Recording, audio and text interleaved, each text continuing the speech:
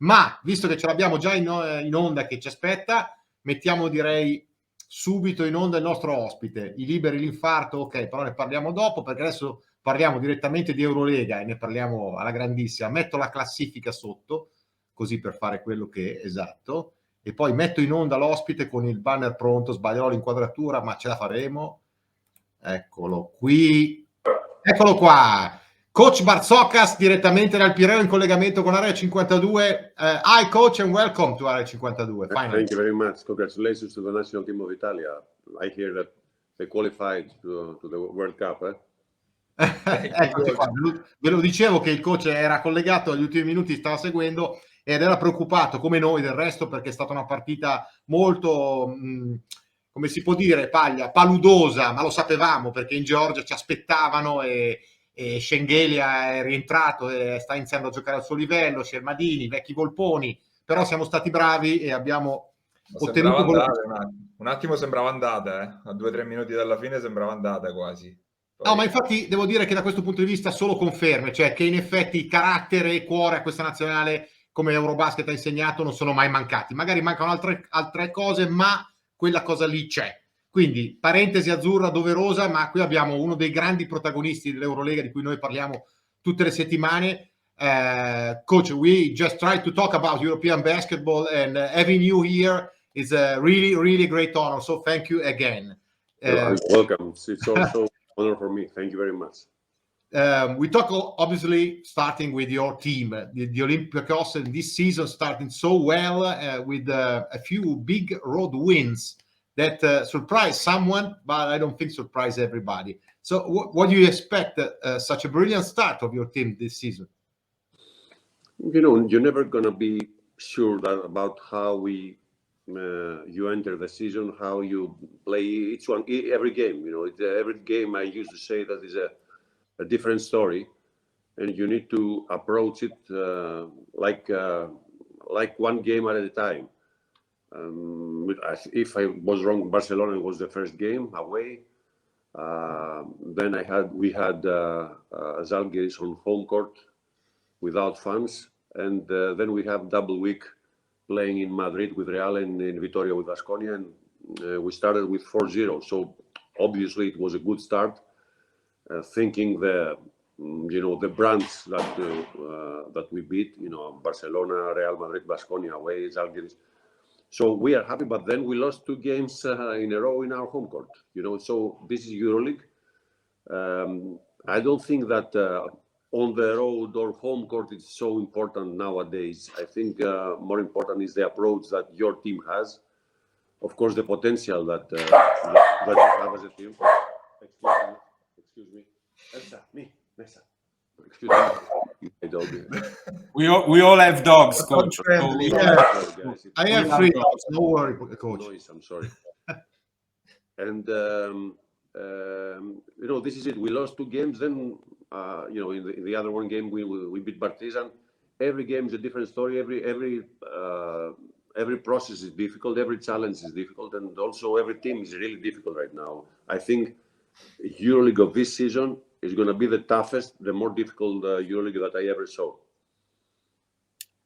In sostanza, traduzione molto sommaria, però la diciamo un attimo. Il coach ha detto, ovviamente loro nessuno poteva pensare di vincere 4 partite 4-0 spugnando Madrid, Baskonia e Barcellona, e naturalmente un po' di sorpresa c'è stata, ma in realtà la grande soddisfazione è stata soprattutto sull'approccio e sul modo di cominciare la stagione della sua squadra, che ha sottolineato essere poi, estendendo il discorso, la cosa che conta in Eurolega, perché adesso conta ancora più del fattore campo, perché conta come tu giochi, se sei attivo al 100% fin da subito, perché tutte le squadre hanno i mezzi per metterti in difficoltà. Quindi se non sei sempre super pronto con l'elmetto in testa, rischi su qualsiasi parquet. Quindi di questo è molto contento. Infatti ha ricordato, abbiamo perso 2 partite in casa dove ci davano tutti per favoriti, perché questa è l'Eurolega. Quindi il concetto già mi sembra molto interessante, soprattutto quello del fattore campo come importanza è diminuito. Marza, come dicevamo le scorse settimane.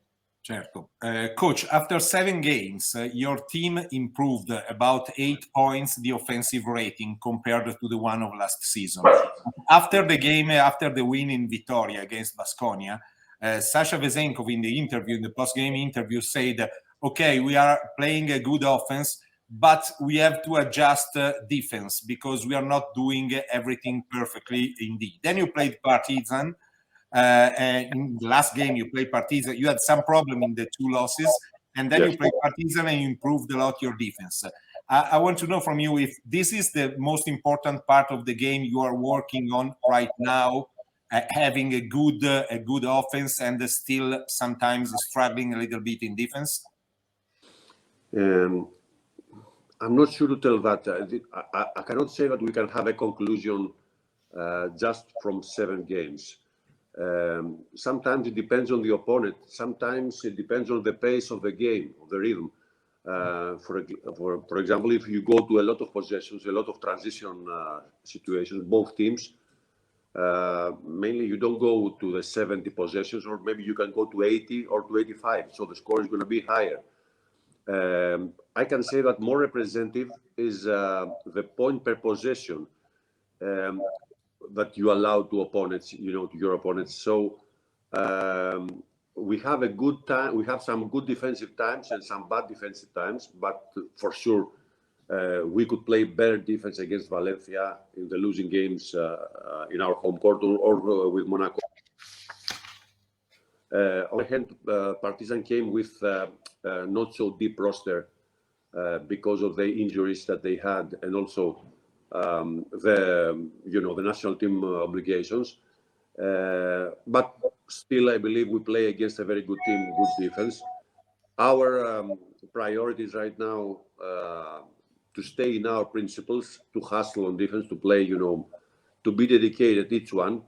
Everybody used to say that Olympiakos has a core of players, a bunch of players from last year, which is true. But also we had 5 new players this year. And some of them, they are really important for our team. For example, we are talking about 2 bigs, 2 centers, that they are very important in our defensive approach. I mean, I'm talking about Tariq Black and Joel Bolomboy. And they need some time, to get used to our system. Also, Alec Peters is an important player, but from Baskonia, it's completely different the way that we play in Olympiakos, and he needs some time. And Isaiah Cannon is also, because I had the chance, to coach in VTB League. The basketball is offensive-minded over there, and then you need to come in Europe or in Greece, and the situation is completely different. You need to have defensive approach. You need to be very consistent defending the ball, more hustling and everything. Everybody is trying to help to work on this direction, and I'm really positive about this. But of course, we need some things to improve. I think it's early in the season, and we need to develop our game offensively and defensively.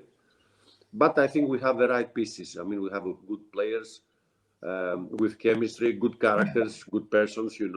Everybody's really positive to listen and to execute whatever we ask from him. And, that's it finally.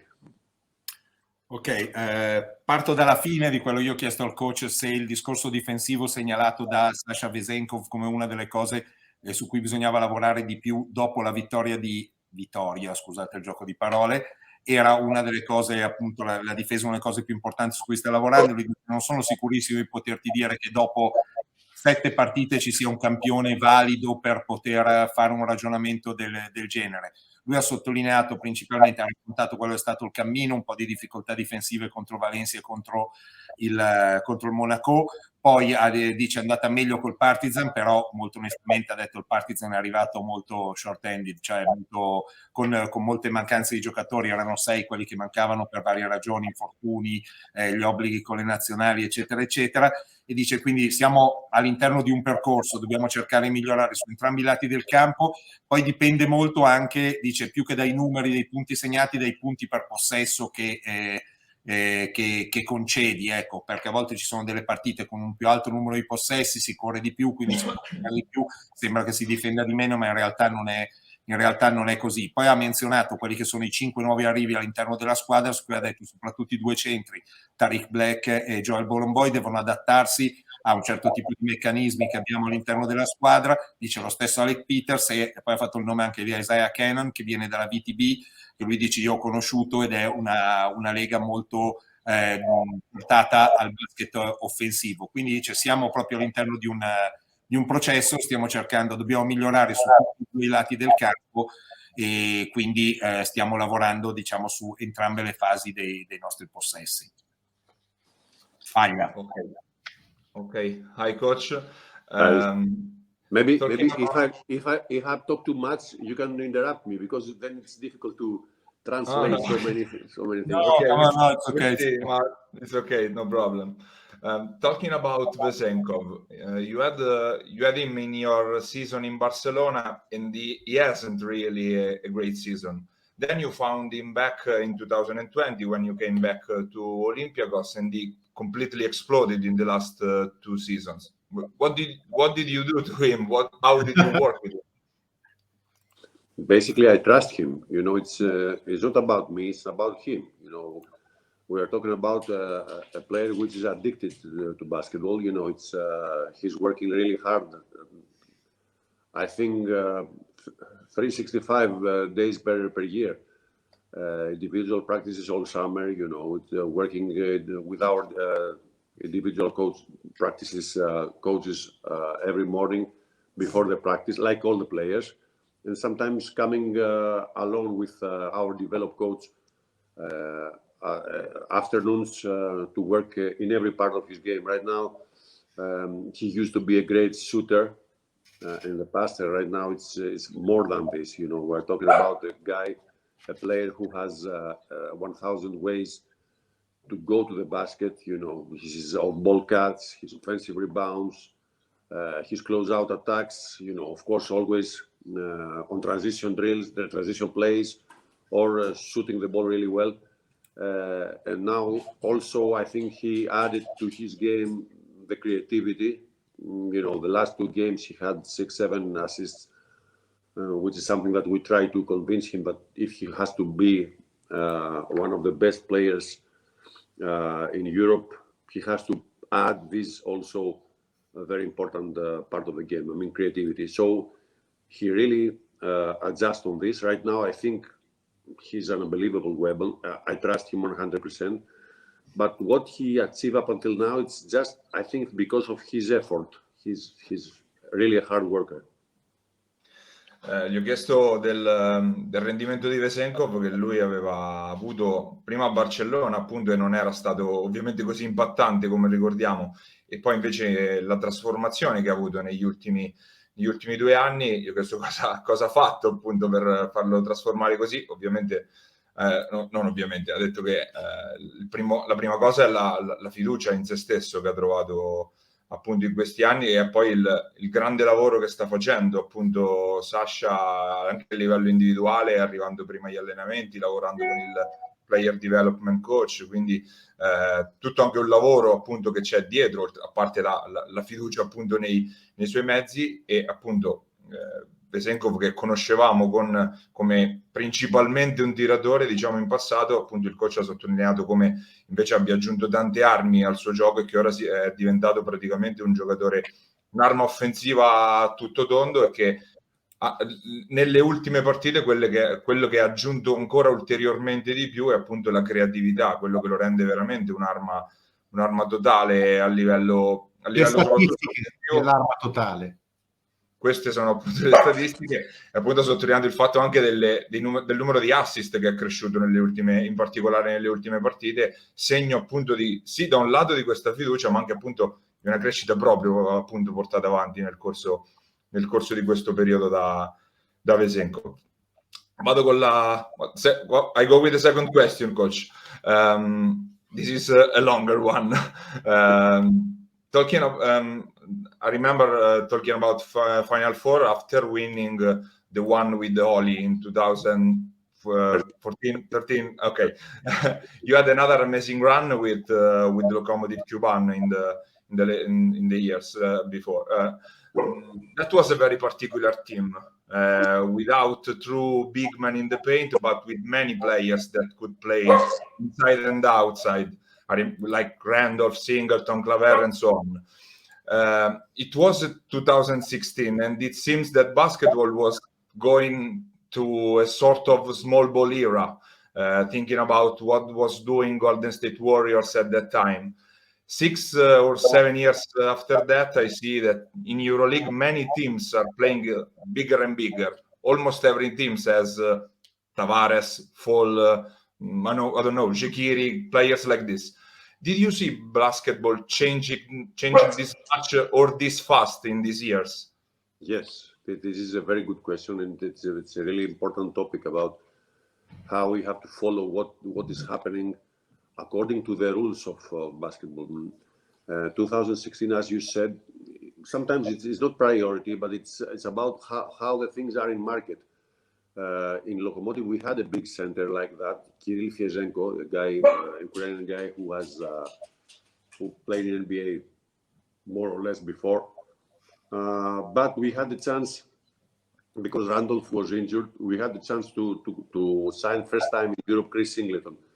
And then when Randolph came back, because he was after his rehabilitation, we had 3 players like Claver, Singleton, and Randolph that they could play easily face to the basket, but they had the height. I mean, Randolph is 2'11", Singleton is 2'6", Claver is 2'8", and of course we had a lot of great creators like Delaney, Draper, Janning. But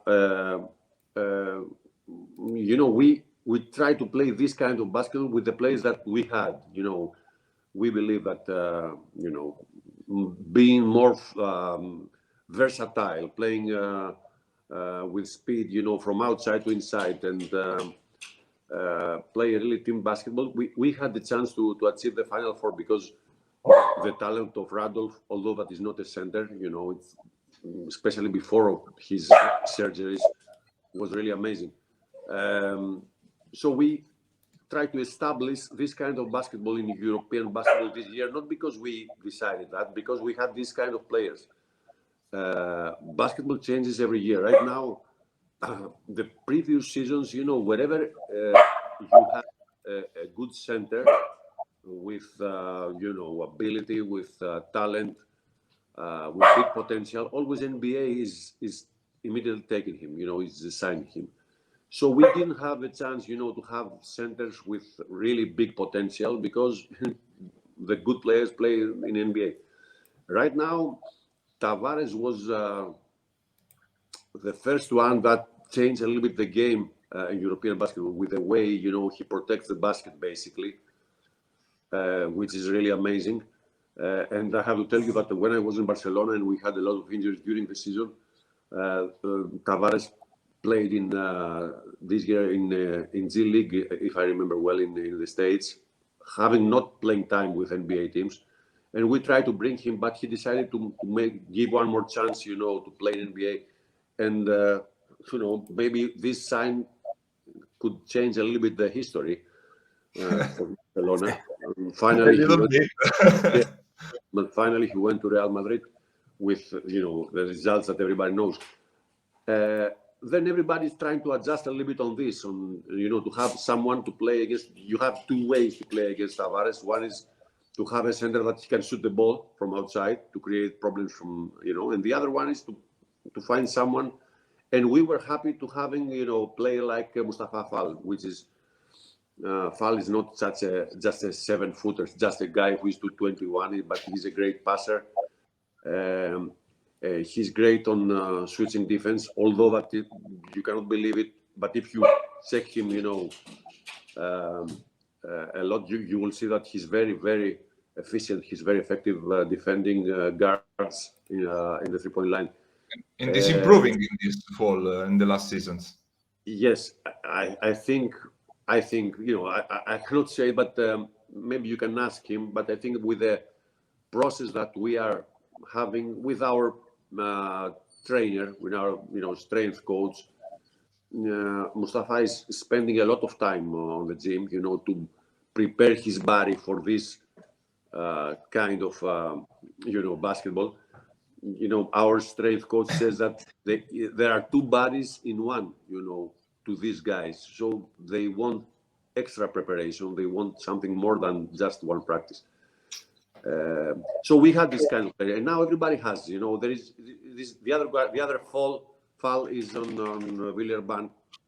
You know, Zalgiris has now a big center, and everybody is trying to find. You know, basically the change of basketball. You know, the difference in basketball is, of course, to the big center that everybody needs one, but basically you need big, tall guards.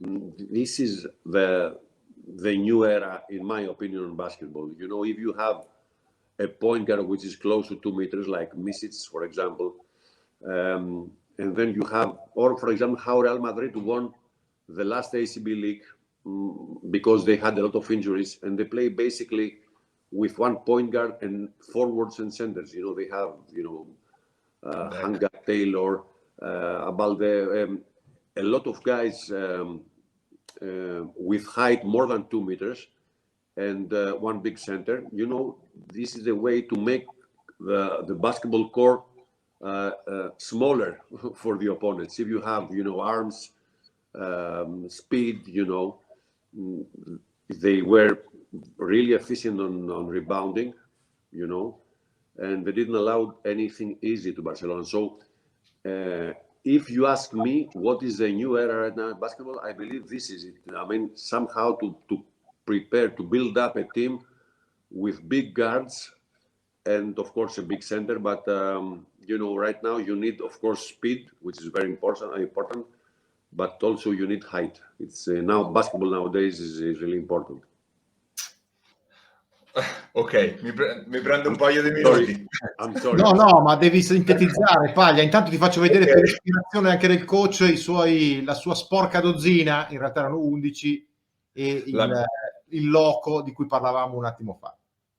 La mia domanda era, per farla breve, coach Bartzokas ha portato alle Final Four questo Lokomotiv Kuban qua, che era una squadra che non aveva dei veri centri di ruolo, di fatto, con Randolph, Singleton, Claver, tutti i giocatori che potevano giocare dentro e fuori, mentre oggi la direzione che sta prendendo un po' tutta la Eurolega è di avere giocatori, dei centri soprattutto molto imponenti, diciamo, sotto canestro, da Tavares a Follo. Io ho presentato insomma questi nomi qua.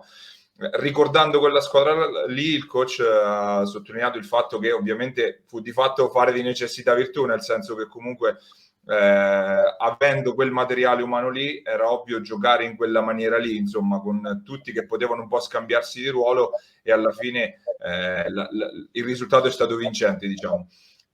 Quello che ha cambiato un po' le carte in tavola per il coach è stato l'arrivo di Tavares in Europa, e tra l'altro raccontandoci anche un bell'aneddoto, perché appunto Tavares, che all'epoca in cui lui era a Barcellona era in NBA a praticamente non giocare, il suo Barcellona tentò senza fortuna di portarlo appunto in Europa, poi alla fine lui decise di restare, ce lo portò in Real dopo, e quindi un po' ha cambiato il corso della storia recente dell'Eurolega, diciamo.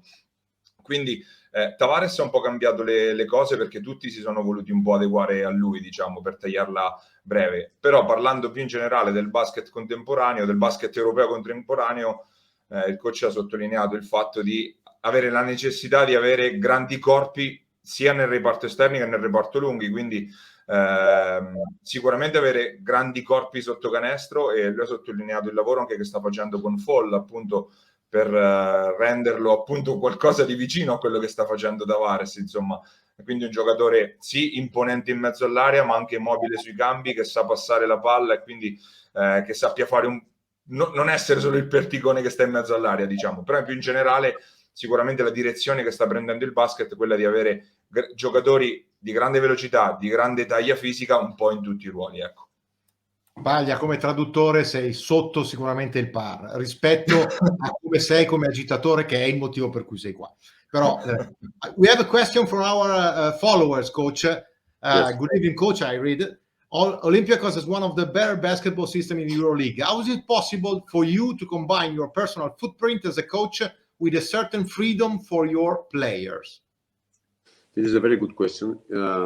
Thanks for the opportunity to answer on this. Listen, when I started doing this job, you know, being a coach, of course I had the influence from a lot of coaches. like everybody, you follow, you know, some coaches tactics, you know, some coaches philosophy. And also I had the chance, you know, to work as an assistant coach with Panagiotis Giannakis, a legendary, you know, Greek basketball person, and as an assistant, and also, you know, working with my teams, talking a lot about basketball, working with a lot of different assistants, coaches, and you know, creating finally my own philosophy about basketball. So I decided that the most important thing for me is to try not to overcoach. You know, all we coaches are thinking sometimes that basketball is a chess, you know, which is not. You know, you cannot think before the game that everything depends on you, depends on the coach. Of course, you need to have a philosophy. You need to prepare the game plan. You need to prepare your players tactically, physically, mentally, to be ready to play the game or a lot of games or achieve titles. But for me, the most important thing is not the most important problem right now in basketball is the overcoaching. Some of the coaches, they want to play. You know, I respect a lot every coach's philosophy, but of course I want to establish principles in everything, defensively and offensively. But I want from our players to express their talent during the game, to have the freedom, you know, to decide. What I basically want is, especially offensively, in every situation that happens during the game, to have good spacing. Okay, this is what for us is very important. For example, if someone decides to attack to the basket from the baseline with a baseline drive, you know, we need always to have spacing. Every player has to adjust immediately in our philosophy, where he has to stay. You know, we need player on the corner, opposite corner. We need player to opposite 45, and everybody, you know, has to move depending on where the ball is. Of course, on defense is not like this. Defense is not freedom, you know. Defense is principles, and you know, we have some basic principles, and a few things we are changing game by game. But this is it. My answer is this. Of course, I'm trying to sign talented players that they can decide during the game with their instinct, but always we have some principles that they have to follow. Allora, bellissima la risposta, che sarebbe da tradurre e sottotitolare. Comunque, in sostanza, prima il coach ci ha detto si è formato il suo mental approach proprio alla professione di allenatore grazie alle esperienze che ha avuto nella sua carriera, sia da assistente che nel confronto, parlare di pallacanestro con i suoi assistenti, con tante persone che ha avuto intorno, che ovviamente con cui valesse la pena di parlare, questo lo aggiungo io, ma probabilmente anche con gli altri. E in attacco la cosa che lui ha sempre temuto e che si è dato come obiettivo che non accada è l'overcoaching inteso come imbrigliare troppo i propri giocatori, cioè non permettere a loro di esprimere tutto il loro talento. Questo non significa che si va all'arma bianca, ma ha fatto un esempio bellissimo sulla riga di fondo dell'Olympiakos, che tra l'altro è nota, e si sa, loro hanno un sistema che in attacco prevede che il giocatore legge quando attaccare la linea di fondo e gli altri sanno già dove mettersi, creando quello che è l'unica cosa che gli interessa in attacco. Quando attacchiamo ci deve essere una buona spaziatura, o spacing, che è la cosa più importante. Poi il resto dipende dai giocatori e chiaramente dalle letture. Diversa la difesa, dove invece ha detto abbiamo principi molto rigidi a cui bisogna adeguarsi, e poi partita per partita, in base alle caratteristiche degli avversari, ci adeguiamo. Ma in attacco, ha detto, la cosa che mi interessa è che io non voglio soverchiare i miei giocatori dal punto di vista del pensiero e del talento, perché la mia ricchezza è quella lì. E un po' ha detto, si tende, ogni tanto sto notando che si tende a volerli controllare troppo. Io sono per una visione a metà. Paglia, avevi l'altra? No, Marza. No, Marza.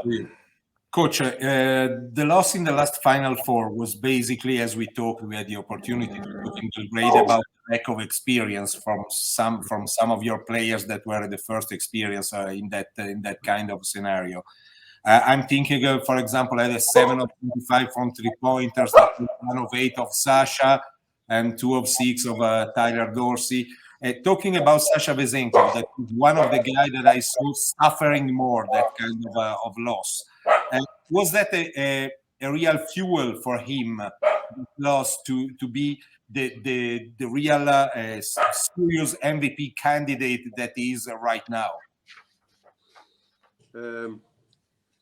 You know, I really believe what I said in the previous Final Four, you know, and it's not only my opinion, it's I think every coach's opinion. Whoever achieved the Final Four knows that this experience is really something extraordinary for everybody. Even for me, first time as a coach, but for the players also is very important. You know, the whole Euroleague Final Four is the spotlight for basketball in Europe, but also, you know, for the whole planet, you know.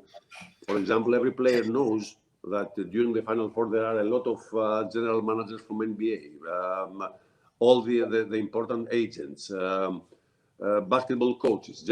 I mean, everybody is follow the Final Four of Euroleague. Achieving the Final Four is important because as long as you achieve the Final Four, immediately you are like a player of 1 million at least. It's sometimes, you know, it's difficult to count everything as a money, but you know, all the players that they play in this level, you know, for them it's very important to achieve something like that in their career. Also, for example, if you know the practice that is open practice for the journalists, you open up the doors 10 minutes before the end of the practice, and 500 journalists are entering the floor, you know, and start asking things. So if someone doesn't have this kind of experience, it's really difficult to focus on really on the simple things that you have to do to be a winning team. In the Final Four, some of the players are trying to exaggerate a little bit, you know, to express more their talent than they did to play exactly the simple stuff that they have to do, you know, that they're important to win the game. Anyway, I think, for example, in the semi-final with Efes, we didn't play well. We didn't have a good game, although that finally we lost in the last shot. I think we should play really better, you know. If we had, for example, Sasha Vezenkov, I think he had 1 out of 8 3-point shots. Oh, right, yeah. Some of them were really wide open. You know, we needed some better shooting percentage in this game from outside. And also, of course, some players, they needed to be in better, you know, shape in this specific game. And of course, I believe really that if we had the chance to play the final, we could be really strong, you know, candidates for the trophy. But it is what it is, you know. I have to congratulate Efes about what happened. For Sasha Vezenkov, because you just said that he was involved in the last defense. If you remember, with the shot of the buzzer beater of Misic. I think, you know, it's you cannot buy the experience. You know, you need to live it.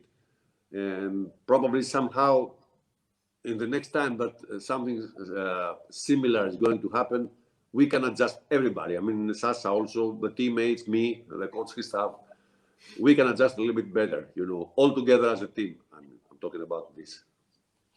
Ho chiesto al coach se una cosa che abbiamo pensato in tanti di quelli che c'erano a Belgrado, la questione della sconfitta contro l'Efes fosse principalmente dovuta alla mancanza di esperienza di parecchi dei suoi giocatori, e avevo menzionato appunto l'1 su 8 di Vezenkov da 3 come il 2 su 6 di Tyler Dorsey, 7 su 25 in totale, e se era stato quello una sorta di benzina speciale per diventare, nel caso di Vezenkov, un serissimo candidato al titolo di MVP. Finora, aggiungo io, assolutamente MVP, senza nessun dubbio.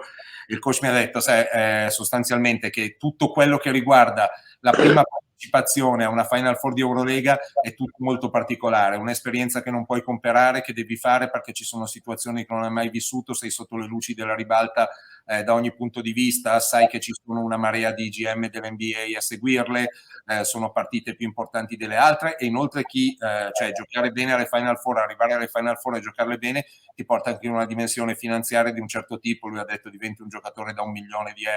Ecco, sì, anche questa è una cosa importante che noi a volte sottovalutiamo, ma che comunque può mettere un po' più di pressione. Lui dice noi non abbiamo giocato bene, dice anche se abbiamo perso solo l'ultimo possesso, non abbiamo giocato bene contro l'Efes, quindi mi devo congratulare con loro, potevamo fare meglio. In una prossima esperienza sicuramente io come allenatore, tutta la squadra, lo stesso Sasha, ma tutti i singoli giocatori potremmo fare meglio, proprio perché questo ambiente, anche solo il fatto che ci siano tipo 500 giornalisti che nei 10 minuti precedenti all'allenamento sono lì a farti domande su tutto quello che farai, come lo farai, eccetera eccetera, è qualcosa di assolutamente diverso rispetto a quello che succede normalmente, quindi è qualcosa a cui ci si deve abituare, perché è totalmente fuori da quello che comunemente accade dall'inizio della stagione fino a quel momento. Paglia. Ma lavori all'ONU praticamente, Masa, come traduttore. The United Nations for a translation is about Alberto, which is very smart in this one. This question is very crispy. I like it. Paglia. You, coach, you know very well two of the biggest legends of European basketball. Always, obviously, I'm talking about Vasilis Spanoulis and Georgios Printesis. You worked with Spanoulis in Marussi, with Printesis in Larissa. So even before Olympiakos, Spanoulis started his career as a basketball coach this summer. And what do you think about him as a coach? And do you think Printesis can do the same path? First of all, it was a great honor for me to have the chance to work with them. You know, we are talking about legendary players, of course, for the European basketball, but for our club, you know, are talking about probably the best two players that they ever played in Olympiakos. They achieved, you know, Euroleague titles, you know, of course, personal titles, personal trophies, but the most important thing that is they achieved, they received, you know, the love of Olympiakos basketball fans, you know, which is very important. Olympiakos is a really difficult club. The fans are, you know, really demanding, and you know, if they see you, if they realize that you play with passion, you play for the shirt somehow, although that they are professionals, immediately they love you, and they feel like you are a part of their family. So it was a great honor to have to say. Right now, believe that they have different direction. From what I heard, Georgios Printesis, he will try to, for 1 or 2 years, to stay out of everything, just to spend some time with his family and his daughter, and thinking what is going to be the next step. Of course, in Olympiakos, we believe and we wanted so much, you know, to have him, you know, in any role that he decides. The owners of the club, Angelopoulos brothers, and Yorgos. But about Vasilis Spanoulis, he decided to, after 1 year, that he was thinking what he's trying to do, and having some experience with, you know, these European talents that in some different tournaments, he decided to start his career as a coach in Peristeri, a really traditional Greek team with very good facilities. I mean, very good front office ownership, and they give him one very good chance, you know, to start his career with no huge, you know, ambitions. You know, nobody is asking to win the title, but you know, just to play well, to play as a team, to play attractive basketball. I'm thinking that he's really ready for this, because, you know, he always had basketball like more important, I don't know, right after his family. You know, he's a basketball addicted guy. The thing is that for sure he has to learn things, you know, like everybody. But he started from a point that nobody else is easy for that. Like legendary players like Saras Jasikevičius, that immediately 1 year assistant coach in Zalgiris, and then immediately having the chance to coach big clubs. You know, if I'm not wrong, Maccabi wanted him, Barcelona, Panathinaikos, all the teams that previously was a legendary player. Spanoulis, for example, is a legendary player. He has for sure different start from any other normal coach. You know that he has to start being assistant, third assistant, second assistant, first assistant. You know, head coach in small teams. It's completely different direction. This is always important. Of course, it's a big chance, big opportunity, but at the same time, you know, sometimes it's a trap. I think that you need to pass through all the levels of basketball. You know, this is what I try to do without being, of course, a big name as a player. And my process was this, you know, having from the very low going to the very high. Vasilis has the ability to start from really high, and you know, I really wish to him, you know, to achieve whatever he achieved as a player, which is, as I said before, is almost impossible, you know, because as a player he achieved everything. Ho chiesto al coach ovviamente dei due giocatori leggendari della storia dell'Olympiakos che ha avuto la possibilità di allenare, quindi Spanoulis e Printesis, che lui ha allenato anche prima dell'Olympiakos, Spanoulis al Marussi e Printesis all'Arissa, quindi parlando del loro futuro, quindi per quanto riguarda Printesis ci ha detto che ha deciso di prendersi un paio d'anni, insomma, per stare un po' con la famiglia, lontano, staccare un po' dal mondo del basket, ma che l'Olympiakos aspetta a braccia aperte, diciamo, per accoglierlo con qualsiasi ruolo lui vorrà.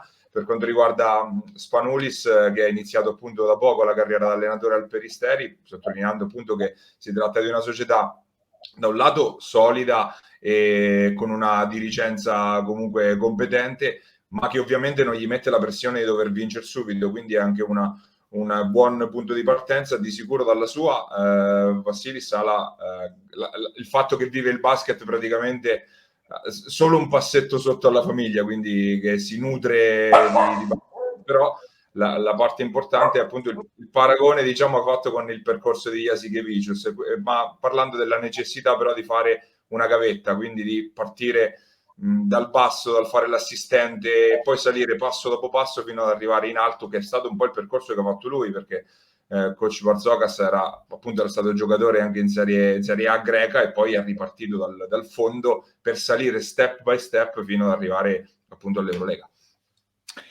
Marza, avrei una domanda, siamo un po' lunghi forse, anche per non chiediamo al coach se può. Coach, you can stay with us 5 minutes more or you have to go? It's up to you. No problem. I really enjoyed. Just please allow me to change device because I'm missing the battery. Can I change device to call you? Okay. Of course. Yeah, we'll wait for you. It's a pleasure. It's up to you. I mean, we don't want to disturb. We don't want to bother. No, 20 seconds and I'm changing device. Thank you. Yeah, perfect. Okay. We wait. Allora, mentre il coach Bartzokas, di cui devo togliere subito, se no mi ci querela giustamente, la tua faccia, Marza, non la assomiglia neanche. No, assolutamente. No, quell'immagine che ho passato prima era l'immagine dopo gara 5 col Monaco dell'anno scorso, quella famosa con Kevin Durant presente, prima buato dal Pireo e poi alla fine disse questi sono pazzi, quando vinse poi 3-2 l'Olympiakos, una partita incredibile. Però adesso, al netto di tutto, quando parlava del fatto che i tifosi dell'Olympiakos comunque non è che siano una roba semplice, cioè devi conquistarli, se li conquisti, esatto, non ti regalano niente se li conquisti, però poi sono una ricchezza chiaramente. Anche perché nel 2014, quando lui poi si dimise dopo quel derby col Panathinaikos perso, fu lui stesso criticato dai tifosi. È tornato. Sì, poi possiamo anche parlarne, non è... Ok. Vado io. No, gliene faccio una io più, perché la tua sull'OER mi ha fatto venire un po' di orticaria, allora volevo fare una io che adesso ti dico. So, coach, Thursday we will play in Munich against revitalized Bayern, I would say. That will be hard, I think. Trinchieri is also a tactical master. What will be the main danger, you think, for your team there? our biggest danger is that we are practicing, we're preparing the game without 3 national team players. And we play tonight, Greek national team, we are playing tonight against Belgium, in Belgium. And our 3 players are coming straight to Munich because tomorrow they will go to Munich from Belgium. And we are going to meet them over there. So we just have one practice in Munich all together as a team. And as you said, because always Bayern games are demanding, tactical wise, because of Coach Trinchieri, we don't have a chance, to work all together and to present, some things that we have to in this demanding game. But anyway, it is what it is.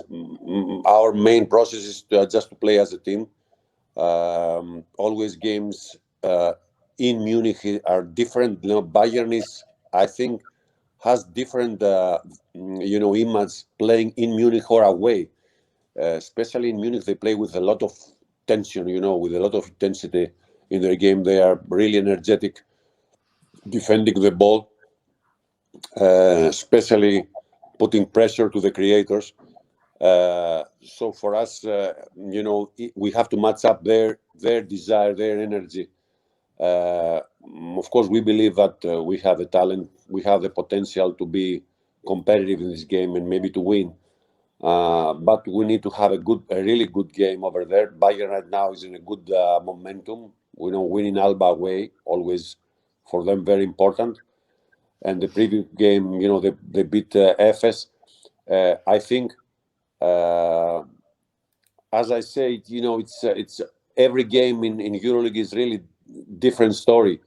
It depends on a lot of things, in the shape, in the mental preparation that a lot of players you have, how many players you have in a good night, how we are controlling our emotions, and we are staying in the game plan, which is very important.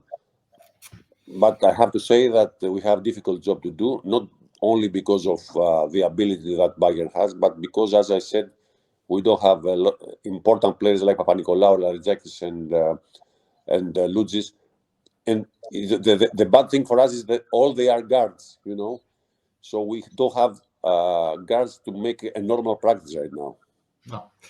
Allora, ho chiesto al coach della imminente trasferta di Monaco di Baviera e oltre dopo averci spiegato e ribadito la difficoltà di giocare sempre qualsiasi partita di Eurolega, ci ha detto che la cosa principale sarà che lui non riuscirà ad allenarsi come vorrebbe perché i 3 nazionali dell'Olympiakos greci, tra l'altro tutte e 3 guardie, Papanikolaou, Lunzis e Larizakis, ovviamente non ci sono e non li avrà fino all'ultimo giorno, praticamente farà un allenamento il giorno prima con loro 3. È chiaro che nel momento in cui si parla di preparare tatticamente una partita con gli ultimi adattamenti, presentare anche quello che il Bayern potrà mettere in campo, e quindi preparare i propri giocatori ad affrontarlo, se hai 3-4 giorni per farglielo vedere, farglielo digerire, è più probabile che saranno pronti. Qui c'è un elemento di difficoltà in più. Il coach non ne parla come, scusante, ma semplicemente è una delle tante cose che possono capitare.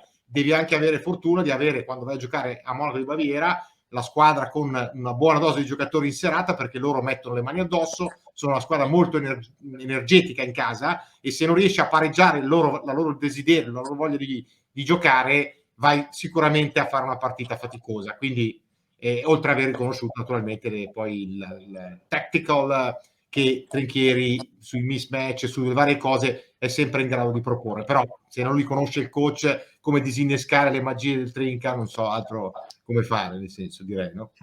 Esatto. Marga, l'ultimissima velocissima che ti piace. Coach, my last question is very simple. Am I wrong, or you are trying to play a higher tempo basketball this season, entering in the possession a little bit quicker and trying to run also as a real fast break more than last season?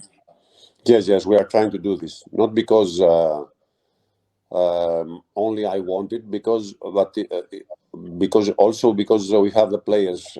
I think we have really fast players, forward centers, and we have players that they can execute fast. It's not about only running the court with speed. It's about decide, fast, executing really fast. Also, we try to add good shooters, some elite shooters like Alec Peters and Isaiah Cannon. We have also, I believe, we have Vezenkov, Lukas, Papanikolaou, Laretζakis, players that they are really good on three-point shooting. So we think sometimes it's not important to play 5 against 5 to create one open look or one open look for three, but hitting on primary or secondary transition is going to give us a lot of chances. At the same time, fast basketball is really attractive for the fans. Playing with speed brings enthusiasm in our home court, with our fans.